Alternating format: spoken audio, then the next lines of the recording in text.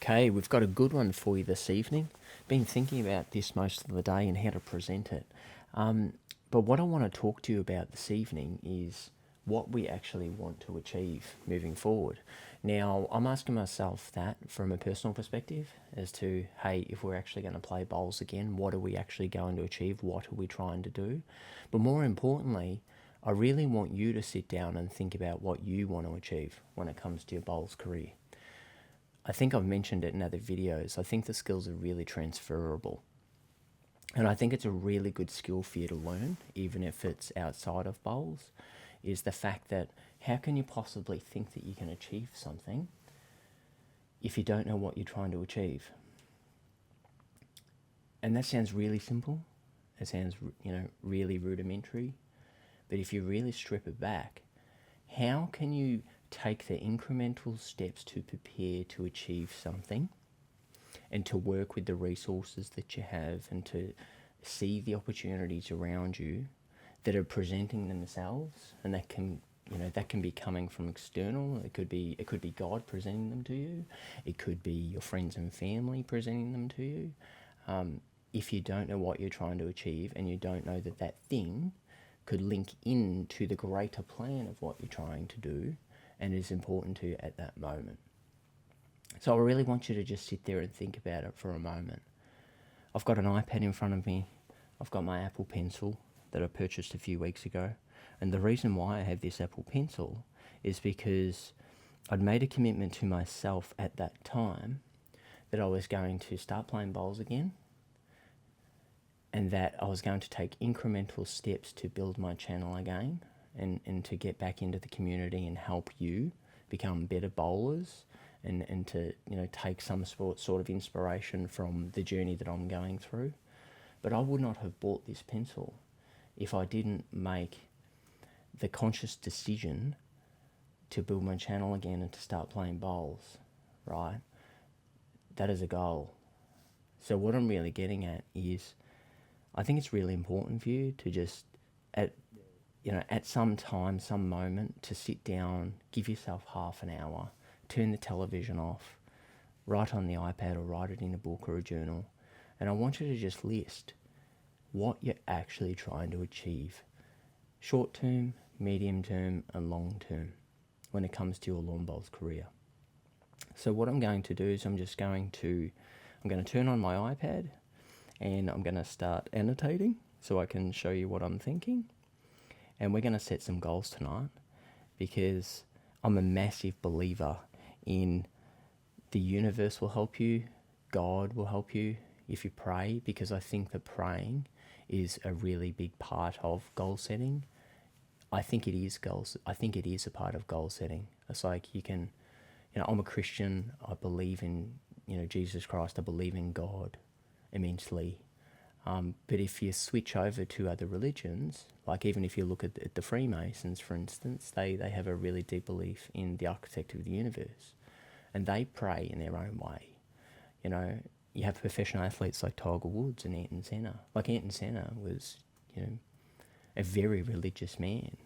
He would pray to God every time before he raced. But what I'm really trying to get at, putting a religion aside, is that I think you owe it to yourself, if you seriously want to get better, to just pencil what you want down and revisit it religiously, revisit it often. Put it on the fridge, put it somewhere that you can see it often to remind yourself of it. A really good analogy or a really good example of this that I have seen recently was by my cousin, Jesse Thomas, over in Australia. He's a very good lawn bowler, one of my best friends. I grew up playing bowls with Jess. My very first time playing lawn bowls was with Jess in Daylesford. It's my cousin. But Jess recently built an XC Falcon. He bought it as a wreck. He rotisserie spray painted it. I think he spent about $250,000 or $270,000 restoring this car to brand new condition. And he did that over 5 years, and he did it with his bare hands. But one thing that really stuck out to me was that Jess took a photo of a completed XC Falcon, a magenta one, and when he bought that car, he stuck it on the window. and it sat in the shed. He bought this roller for 7 or 10,000, and he stuck it in his shed with a picture on the side of it of what it was going to be in the end. And he left that there, and then he went to work, and he worked most evenings for 5 years. What I'm really getting at is he achieved that goal. He built that car, and when he finished it, I was just like mind blown. And the reason why my mind was blown was because he completed it. So many people that want to restore, fashionable old vintage cars, they can never complete them. Like, he had to buy every nut and bolt for that car. And he was telling me that the steering wheel he couldn't get. So he found a really old one, and he sent it to New Zealand from Australia and paid a couple of $1,000s to have it restored. And it was like that with every part on that car. But I really believe that if he didn't have that vision, and he didn't see that over and over and over again, I don't think he would have been able to put all the pieces together, and I don't think he would have had the determination to see it through to end. So what I'd really like you to do is I'd like you to do the same. Not because, it's good for me, but because I think it's inevitably good for you, so that you can start to achieve some of these goals. Like in the past, I've spoke about hypnosis, I've spoke about NLP, but having come out the other side 10 years later, those techniques, I think, are just abbreviations or are different versions of the same thing. And I think what it is it's you reaffirming to yourself, reminding yourself. It's not even programming. It's about you getting in line with that energy, that frequency, that vision. It's like you're creating your future. I can't fully explain it, but that's what it's like. So I'm going to turn my head down now, and I'm going to start recording, and I'm going to pencil some of my goals, and I think it'd be a really good thing for you to do the same. So the first thing that comes to mind for me is, why am I actually playing bowls? And I'm not playing bowls for glory now, and it sounds strange, but I've got a beautiful family. I've got my little fella, Noah, who's 6, who I love above all else on this planet, and I think most, all parents can relate to that. But what I want to show Noah is that, yeah, Dad was good at bowls, but I want to show Noah that if you want to achieve something in life, I want you to take a systematic approach to taking it seriously. So it's like, if I want to be top of my class, it's like, well, I, number one, have to decide that I want to be top of the class, right? So I'm going to write that down. Decide what I want to be. And like I said, this is rudimentary, right? It's basic stuff, but I want to give you a bit of a framework, and I want you to practice it. And then what I want you to do is give me feedback on how it's going, because I have a very strong suspicion that if you do some of these things, that your results will change for the better. Okay, what do I want to be? Well, for me, right, my immediate goal is I want to get back to where I was. And it sounds ambitious. I haven't played in 8 years, but I want to win another national title, right? So I want to be a national singles champion, right? And it's like, yeah, you might sit there and go, okay, well, that's very different to what I want to achieve. I want to win a club singles. And that is fantastic too, because that is the start of your journey. That is the natural step that you need to take to start to build your belief system to winning a national title. It all starts at a club title. The hardest title that I ever won was my first one.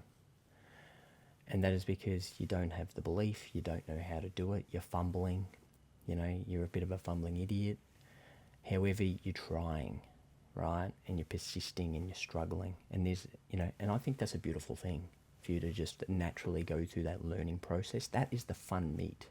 That is fun. That is, and coming back to playing bowls, this is the fun part. The fun part is that I don't have the credit I don't have the street cred anymore. I need to earn my stripes again. It's like going to a new club and nobody knows you, and you're the underdog. Like, this is the exciting part of life. learning and growing, to stretch yourself, to turn yourself from the caterpillar into the butterfly, right? So I want to win a national singles title because number one, I've never won one. I've won 2 national pairs. And my second goal is I want to win a national pairs with my brother, Howard. And the reason why I want to do that is because, I love my brother very much. He played a couple of years bowls with me when we were young. And I think he had the potential to be better than me at the time. He was going good, like left-hander. My brother's 6'1", 6'2", blonde hair, blue eyes, has an amazing character, is a courageous, faithful man. He's Christian as well. He has very strong, morals and ethics. But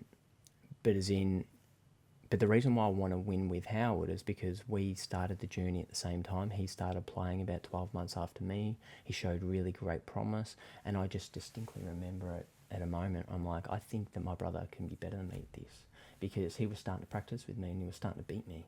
And I'm like, okay, I'm going to have to lift my game, So what I'd like to do is I'd like to take my brother Howard on the journey with me now that I'm starting to play again. And he's agreed tonight, through me buying a set of new bowls and having them sent to his house, that he's going to fly over to New Zealand and we're going to play the national pairs together this year, the Somerset pairs down in Christchurch. And I'm just absolutely ecstatic about it. And at the end of the day, it doesn't matter if we win, lose or draw. I'm going to record it. I'm going to take you on the journey. It's going to be fun and exciting. We're going to go through all these goals in. I'm going to take you through the drills and the preparation and everything we do, but we're going to take this seriously. And it doesn't matter if we lose in the first round, because Howard doesn't play bowls. He hasn't played a season of bowls since 2002, 23 years. So, we're starting at the bottom. It's going to be very difficult. I'm going to have to really help Howard get up to speed, which is going to take 3 or 4 months. But I recently played a game with him in Yakandanda when we went to visit Dad. That was a couple of years ago. Not a couple of years ago. That was about 8 months ago? Yeah, about 8 months ago. And he was leading and he was starting to pick it up and it was starting to go good. And I was quite excited. And I've been keeping an eye on you, little bro. So I'm like, I'm going to recruit you. And we're going to play some bowls together now we're a bit older. We're going to enjoy ourselves and travel the country and do all the good things when you're middle-aged. I'm sure plenty of you can relate. So I want to win a national pairs title with, Howard. Okay, so I'm going to leave it at that. These are you know what? I want to win the club singles. So I've joined 90 Bowling Club. Right, Ross Thorne, good friend of mine, has been asking me for a number of years. So when I stopped playing, Ross rang me 3 years in a row after I stopped playing. Nev, I really want you to come and play at 90. Nev, I really want you to come and play at 90. And I just said, look, mate, I'm focusing on Noah, I'm focusing on family. I just can't do this at the moment. I'm putting Noah first, putting Flick first. But I said to him in the end, I said, look, Thorny, the promise I can make you is that if I start playing bowls again, I'll play at 90. So anyway, I rang Thorny about 3 months ago and said, I am getting the bowls out and I'm going to play at 90, like I promised I would 8 years ago. So anyway, I'm really looking forward to that. I also joined Central Pretoria as well, so that I can play down there just on the greens because it's local and it's a fantastic little club. So if you get the opportunity, check it out. So I've set these goals. Okay. Now what I want you to do is I want you to take these 3 goals and I want you to write them down and I want you to make a commitment to yourself that you're going to read them to yourself once a day. So they can be while you're having breakfast, but I want you to put it on the fridge, right? And I want you to take it seriously. And what I mean by seriously is you have to read it to yourself or write it to yourself every day and you wait and see what happens next. So once you've done that, so that's your goals. Then what I want you to do after that is I want you to write 3 steps that you have to take to achieve those goals. My first step, practice twice a week. Doesn't sound like a lot, but that can be 1.5 hour blocks. Okay. What else am I going to do? I am going to achieve that, I am going to practice, twice, 3 times a week. Vary my drills, runners, drives, draw. And I will take you through that. We'll do that together. Right, so this is a step. So step is I have to practice twice a week. And then I have to go to gym 3 to 4 days a week. Build legs. Now, the reason why you have to build your legs is because if you haven't got a strong foundation, and if you haven't got a lot of core strength, you can't possibly win these titles. You can't win the club singles, is because you need to be able to play well for a long period of time to win at bowls. And I am seriously guilty of this, and I've lost so many titles I can't count because I have lost my legs. So what that means is I've had so much soreness in my legs that I haven't been able to play. A story for another day. So 2011 was probably the best year I've had in bowls, but I was playing a lot of bowls. I was coaching bowls, that's all I was doing. And I would practice 3 or 4 days a week. And I remember the 2011 Australian Open. Lee and I won the pairs. We lost by 1 in the semi-final of the triples as well. And I think I won the state mixed pairs the same year and made the final of the Australian mixed pairs in the finals of the Australian mixed pairs in the same event. But I had the opportunity. I could have medalled in 3 Australian events in the same year, and the reason why I think that happened was because my legs were really strong. And I remember getting to the end of the tournament and I'm like, I could play it again because my pegs were big and they were doing beautifully. All right, so anyway, that wraps up this video. Like I said, it's basic stuff, but it's foundations. This is the cornerstone of what we're trying to do. What are we trying to achieve? How can we remind ourselves consistently as to what we want to achieve? And that can be praying, that can be putting it on the fridge. We just need to be able to see it. Put it in the mirror, put it in the corner of the mirror of the car, or put it on the top of the speedometer, so when you're driving you can see it. But I promise you, if you sort of go down this track and you start to take it seriously, you wait and see the trajectory of where you're going. You're going up, right? So Rodda, if you like this video, please like, subscribe, share. I'm here to go on the journey with you to become a better lawn bowler, but more importantly to become a better person. So that you can start winning at life. That's inevitably what I want to do. I want to play bowls. I want to enjoy it. I want to spend time with my mates, my brother and my cousin. I want to enjoy being middle-aged in this journey of self-discovery again. And I want to teach my son, Noah, that you can achieve whatever you want to achieve in life if you work diligently, if you work hard, and you take your goals really seriously. Because I think we all deserve it. We all work hard. It'd be nice if things went in our favour. So, good night from New Zealand.